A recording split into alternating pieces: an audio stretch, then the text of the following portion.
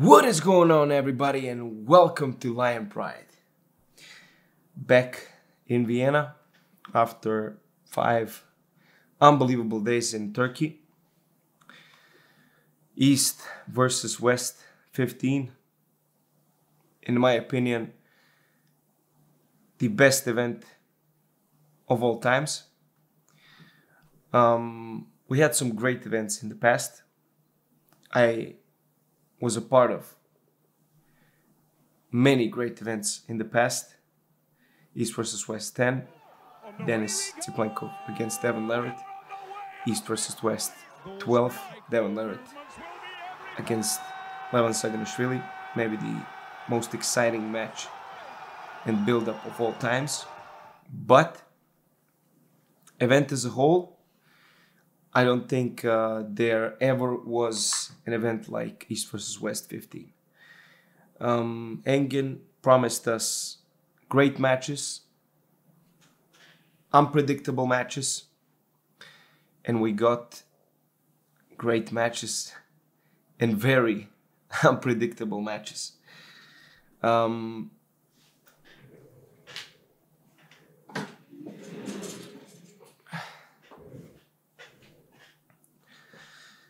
Let me start by saying I will spoil all of the matches for you. So the guys who want to wait and watch the matches when Engin posts them on his channel in like 1 week, skip this video and rewatch this afterwards and tell me if you agree with my opinions or not. I will go in detail with every match. Not with every match, but the match I found most interesting. And I found all the matches interesting, but we will talk about the matches and I will share my opinion and tell you guys how I saw it from, let's say, 4 meters away from the action. First match, Irina against Brigitta. A match that many people predicted that Brigitta will dominate, but it wasn't the case. When the first round started, I thought Brigitta will dominate the whole match, but then when the buckle was on her side, we saw that Irina had some purchase, and they was going back and forth, 2-2, and the last round, Brigitta decided for herself and won the match.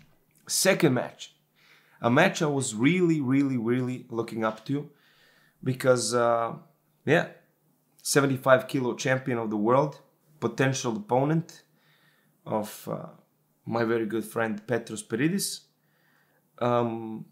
was competing for the first ever 70 kg title. I don't know if you people know, Engin switched up the categories a little bit. Now it's 70 kilograms, then 77, then 85, and then I think 95, 105, 115, super heavyweight. But he switched up the lower classes so he can put the 70 kilo class also in. Daniil Ustinov against Azat Srapian. One of 3 best matches of the night, which I was not expecting. I was expecting Ustinov to dominate that match, but Azat showed us that he had other plans. His containment and drag hook in the first 2 rounds was just unbelievable. He contained Ustinov and just flash pinned him, opened his arm, and we know how strong of an arm Ustinov has, so that was mind-blowing for me. And then Ustinov made some adjustments, and maybe Azat's containment failed a little bit, and Ustinov got some purchase in the 3rd round. Ustinov won the 3rd round, and it was 2-1, but Azat pulled back himself and won the 4th round, being 3-1. And everybody thought, okay, Azat will win 1 more round and it's over. But Ustinov, in his fashion, in the 4th round, hit back, took Azat's wrist, kept grinding downwards, and won the 5th round, making it 3-2. Round number 6, and maybe a controversial round for some people. Ustinov hits, goes down, Azat holding without the wrist and pushing back, opening Ustinov's arm and trying to flop him. Ustinov staying up high, and Azat moved his whole arm, not just angle, his whole arm with the shoulder to the side, and Ustinov slipping after having also one foul, slipping to the side of the pad, and the pad jumps like this and falls off. And now everybody's stunned. Was it a foul? Was it a, let's say, mistake by the pads not being tight enough? The referees was discussing this, and they decided that they will restart the round after a hard-fought battle from Azat. And after the restart, Ustinov won the 6th round, making it 3-3, and then easily won the 7th round. And yeah, was declared the first ever 70 kilogram East versus West champion. Next match, Mnogo Chikadze against Ogujan Kochak. Mnogo just dominated the whole match. Had some energy in the first round, like when he pinned him, he screamed in his face.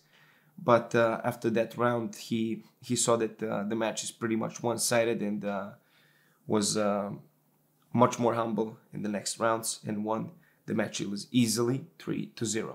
Next match, a match I was also looking forward to a lot. Artur Makarov against Ömer Kozakoglu. I expected that Ömer will be a threat for Artur because of one thing, and that's his height. Ömer is as tall as me, like 185, 186 centimeters tall. Very tall for 75 kilo division. And that was not the case because Artur could come in from the start and contain him. I thought he will maybe take his risk because of the height, but there was not enough back pressure for Artur Makarov's containment and cup. And in his fashion, of course not easy, he had a very big trouble. He won the match 4-0. As the rounds progressed, the wins got much more easy, but every round was very hard for Artur Makarov to win, and the young Turkish champion lost 4-0. Next match, Karolina Peterson against Dimitrina Petrova. Dimitrina coming in as a 60 kg women's champion, defending her title against very dangerous Karolina Peterson. The main difference I saw in the match, of course, besides the arm wrestling itself, is that Dimitrina was very calm. She was very calm. She was not letting emotions get to her. And Karolina was very emotional in the match. She was fired up. She wanted to win. And the thing that I think, you know, when you are too emotional in a match, you may sometimes forget your game plan. Sometimes some things don't work as it's supposed to be. And I think that was maybe an issue for Karolina, that she took it so emotional. And Karolina lost 4-0. Next match, very interesting match, as all of the matches, like I said. Oleg Zhoch against Betkili Oniani for the 95 kilo left arm champion of the world. The defending Betkili was expected from me and from other people as well to win the match pretty easy. But he had a problem. He had problems containing the big hand of Oleg Zhoch, and he lost the wrist in almost every round. If I remember right, only one round he kept his wrist. All the other rounds he pulled without the wrist, tiring Oleg Zhoch's arm, and then timing his breathing. When Oleg Zhoch was breathing in, he timed with the side pressure without the wrist and opened Oleg Zhoch's arm completely and won the match Although it was super hard and super interesting match to see, long rounds, Vitali won the match 4-0. Next match. And with Rino's match, for me, the most interesting match of the night, Yoshinobu Canai against Uncle Todd Hutchings. When I saw Todd Hutchings, I saw a strong, lean person who was ready to fight, who was ready to engage in a fight, and who was ready to win. And when I saw Yoshi, I thought he was not in form. I thought he was coming there to maybe try something, and yeah, if it works, it works. Me and a lot of people were wrong in this one. Yoshinobu Canai, what can I say? The guy was so interesting to watch. He was so happy to be on the stage. He was laughing the whole time. He was enjoying himself. He was firing up the crowd, screaming, woo! And was so energetic, so beautiful to watch. And I'm looking forward to see him pull in the future, really. This match was side pressure against bone lock from Yoshinobu. And then the climbing without the wrist. The rounds were so long, so much heart in both athletes.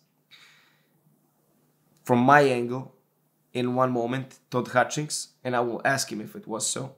I could not talk with him after the match, I didn't see him. Todd Hutchings was so exhausted. He was holding, and they were in the center of the table. Nobody was pushing. He was holding, and he was going back. And in one moment, he was falling down, and he grabbed the peg and pulled himself up. He was almost fading. Really, it was such an exhausting match for both athletes. And Todd Hutchings manages to win 3-2 after a super crazy and super long match.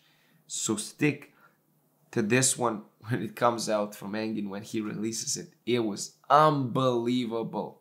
Next match, and for me, the most important match of the night, because my very good friend Rino Masic was having the chance to win the 115 kilo right arm title and be the youngest champion in the history of East versus West. I saw him pumping up and getting ready for the match, and I was approaching him, and I was looking at Ibrahim Sagov, and Sagov was looking relaxed. He was talking with Vitali. He was laughing. He was pretty much relaxed. I don't want to say he thought he will win the match easily, but it looked like he was comfortable going in the match. Let's say like this. And I said a thing to my very good young friend Rino Masic before the match. I told him, my friend, today is your day. Today you will write history and be the youngest champion in the history of East versus West. Today you will be the first guy to win Europeans, Worlds, and an East versus West title in 1 year. And he did exactly that. He was going in the match so fired up. You could see it on his face that it meant a lot to him. I hope that I helped him mentally 1% to get ready for the match. His whole family was there. They were watching. The match started, and Ibrahim pressed him in the first round. Pretty much with no problems. He got the shoulder in. Rino was holding on his biceps, and Ibrahim pressed him. And the second round was going pretty much the same. You could see Rino thinking, what can he do different? And I saw something that was very interesting to me, and I ran to Rino's corner and I told him what I saw and what he should look.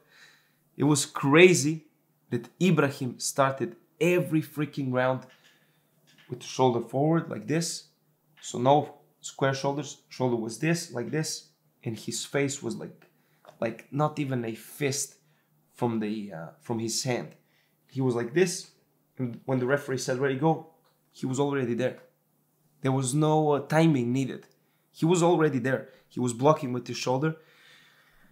And I was screaming the whole time to the referees after the second round, shoulder, shoulder. And Rino was talking to them also. Face, his face is too near to the fist, to the hand. Please, please. And they were separating his face, putting his shoulder back. And in the third round, bam, Rino gets in his shoulder first. And that was the story, you know. The story of the match was who will engage first, because of this. These are two very, very strong athletes. Ibrahim, stronger guy. Rino showing that he is versatile and that he was there to fight until the end. Rino won because his versatility and his endurance. After Ibrahim's 2-0, Rino came back and was leading 3-2. And coming into the sixth round, actually, I thought Rino will just flash pin him because Ibrahim looked exhausted. Every other round, his shoulders were square. Nothing was funny there. And Ibrahim bangs in the press and flash pins Rino in the sixth round. And it was 3-3. My heart was pumping. The crowd was going crazy. In round number 7, Rino gets his shoulder first in, but it was like not a press to hook battle. Rino got his shoulder in and straight away got it back, and they were fighting in a hook. And Rino was pulling him back, opening his arm. And then switching to a top roll. Ibrahim's wrist was going back and it touched the pad. And Rino Masic won and became the first ever youngest champion of East versus West. 20 years old. 20 years old. Next match, and probably the most one-sided match of the whole card, which I was not expecting. Vitali Letkin against Georgi Geranov.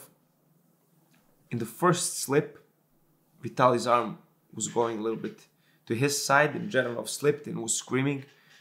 And I thought, oh, that's gonna be a problem, buddy. But Vitali Letkin was just too much. He was not pulling low hand. He was pulling very high. He was pulling Georgi to his side and just smacking him with the side pressure down to the pad. Georgi had no stop in any of the rounds in the straps. And Vitali pretty much won the match very easy. People, let me tell you something. I think Vitali Letkin will be the first guy to win against Levan. I don't want to count out Jerry, of course. Everything is possible. But from the size perspective, to match Levan, I think Vitali Letkin is the only guy, and I think it's only a matter of time when he faces Levan Saginashvili and becomes the king of the world. We saw that he's not only a low-hand top roller, he can pull high also, and he showed the world. So I'm excited to see what the future holds for him. Next match, Irakli Zirakashvili against Georgi Tautiev. The match sadly ended with an injury. In the first or second round, they both slipped and something happened in Georgi's wrist. I think the riser tendon was hurt, and every other round he was trying to pull 2 more rounds, but you can see that after every round he was holding his wrist, and Irakli pretty much dominated the match. And after the third round, I think he broke up the match, and Irakli easily defended his title. Next match. The match I was looking forward the most of the whole card. Monster Michael Todd against Gennady Kvikvinia. Michael looked phenomenal. When I saw him the first time in the hallway in the venue, I thought, this guy will kill Gennady. He was so huge, 135, 137 kg, big, but not fat, like muscles everywhere. He looked healthy, he looked strong, he looked ready. And he showed that he's ready. But what surprised me the most is Gennady's form. I thought Michael will win much easier. But Gennady showed what a warrior he is. He was fighting back like crazy. He lost the first 2 rounds and then came back and won the next 2 rounds.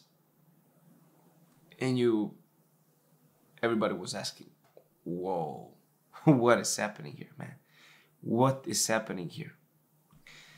Super close match, which I was not expecting.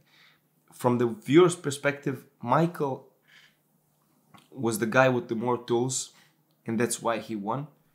Gennady was losing the wrist from the first round and was pushing with the flop press. He top rolled him without the strap in 1 round. He pressed him in 1 round from the center. And Michael Todd won 3-2 and is probably facing Hermes Gasparini in his next match, which will be crazy. Crazy, man. I saw Hermes. Hermes looked very strong, very healthy. He said that he is doing cardio every day, almost every day. So I think he will have enough endurance coming up this match. So I'm looking forward to see that match. Next match, Morotov against Samushia. The match started and Vladimir won the first round easy. And I was like, whoa, what is this? What is this? What is happening here, man? But as the rounds progressed, Samushia showed why he defended his title 10 times and won the match 4-1. Next match, and also a match that I was looking forward to because it was for the 115 left arm champion, but it was also for the #1 inside or hook puller in the world. Who has the better hook? Who is stronger? Who is faster? It was the questions that people were asking themselves and was discussing with each other. Alexander Morotov against Ivan Matushenko. When the match started and the both guys hit inside, I thought the planet will explode. Guys, you have to see this with your own eyes live, because I think you can see it also in the video, but what I was seeing live was 2 so hard forces hitting each other. Bang! It popped every time. Bam! And then when they slipped in the first round, Morotov slipped. On that first drive, the slip banged like a shotgun. Boof! I was like, what the hell is happening here? It was unbelievable. The nerves were popping. First round was very competitive. And Alijan won the first round. Then he won the next 2 rounds pretty easy. You could see that Ivan was not happy with himself and was not expecting Alijan to be that strong. Alijan banged in, was so tight here, so tight. It was pulling active, bam, bam. It was opening the angle of Ivan. And in the last round, I thought it's over. He will flash pin him. But Ivan showed so much heart in the last round, was holding and pulling him back, almost went to the A side in one moment. But eventually he lost the fourth round too, and Aleksandar Morotov was declared the new 115 kilogram left arm champion. And then the main event came.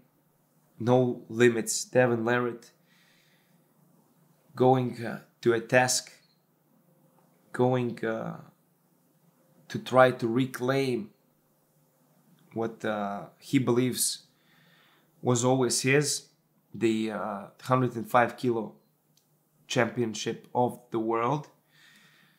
Champion Oleg Patrenko looked strong, looked hard, but Devon dominated the whole match. Pretty much looked something similar like Devon and Sandris in Arm Wars. Devon was dominating completely from the start. He had trouble in the first round a little bit. I don't want to call it trouble, but he was loading with the shoulders, what he does when he feels that an opponent is stronger. When the referee closes his hand, say, don't move, and he loads back. And Engin and the referees also. Engin wanted to tell the referees that he was moving, and the referees saw it, of course, and they gave him a warning. He got 2 warnings, he got 1 foul, but eventually won the first round. After the first round, he was not loading at all.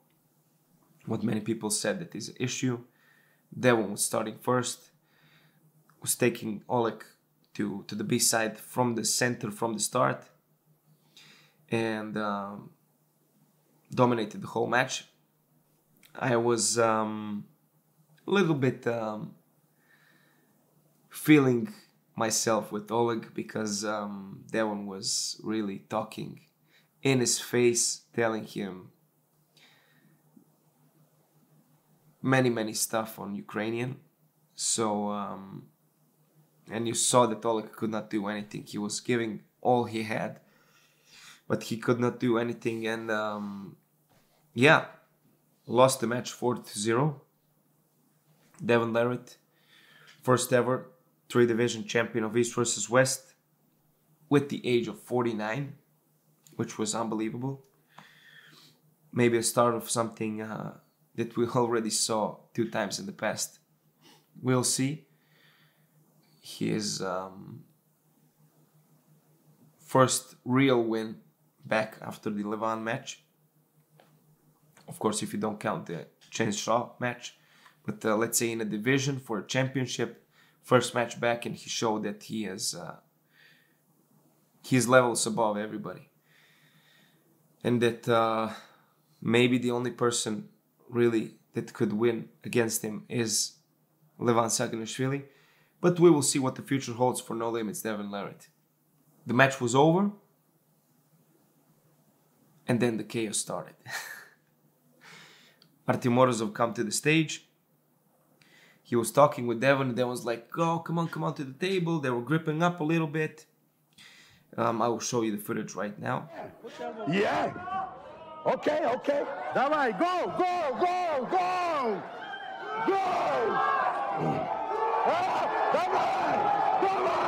Falls down the thunder, and he gets what he was looking for.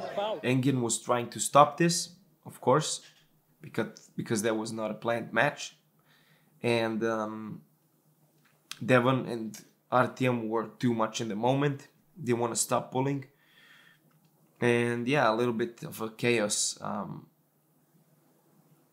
was going on. Nothing that was not under control, of course. But Engin was not happy about it. He told me after the match, after the event was over actually, I talked with him. I thanked him for everything that he's doing for the sport, because I don't think this guy gets enough credit. And he told me the whole event was ruined with what happened in the end. I think he will, after he processes everything, he will see that this is not the case. And yeah, East versus West 15. Unbelievable event. Blessed to be a part and see everything live. Guys, if you have not bought the pay-per-view, you can also buy it now and rewatch the replay or wait on Engin to post the full matches on his channel. I hope I could paint a picture for you guys who are eager and want to know how the whole event was going. I was giving my best to also record the stuff that was not seen on the cameras.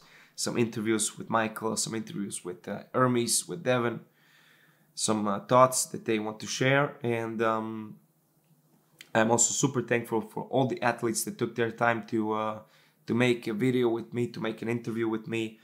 I'm happy, and I'm also thankful to Engin Terzi that he allowed me to record the videos there. Such a great community, such a great organization. Robert Baxter coming in,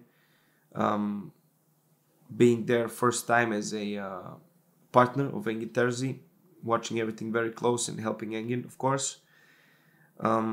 Yeah, just a very positive and unbelievable organization. If you have not experienced the VIP experience, I would highly suggest for everybody who want to come to watch the events to buy the VIP package, because you get everything there. You get the chance to spend time with the athletes. You get the hotel, which is unbelievable, the breakfast, the food, the dinner with the athletes. You get the poster, you get the cards, you get everything, you get the t-shirt. So guys, if you have not experienced that, I will highly suggest. It's worth the money, really. It's pretty much cheap when you look at it, that it's like 1,300 euros for 2 persons. So pretty much 650 per person, which is not much. Somewhere you pay just the hotel that much for the time you stay in Istanbul. So highly suggestible. And yeah, I want to thank all of you for subscribing, the people who subscribed in the last couple of days. I want to ask you people who are subscribed and who are watching this video to help me build the channel even more, to share the videos, to talk with your friends about it. And yeah, hopefully in the future I will have the chance to visit every event and record for you guys the stuff, the background stuff, the cool stuff, and show you first-hand experience in the best organizations in the world. Thank you guys for watching. Don't forget to subscribe and share, and I'll see you in the next one.